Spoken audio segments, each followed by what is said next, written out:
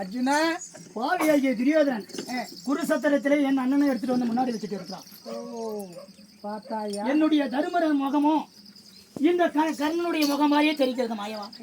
பேடி பையனு என்னொரு போடுற பானம் போது அங்குமே தானும் பார்த்தால் அண்ணன் தர்மனை போல எனக்கு தோற்றம் அளிக்கின்றது. நான் பானத்தை தொடுக்க மாட்டேன் அப்படின்னு சொல்றது நியாயமா மாயவா? டேய் அப்படி உன் அண்ணனை பார்க்க வேண்டுமான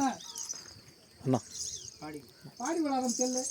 அப்படியா? கண்டிப்பா மாயவா பாடி கூட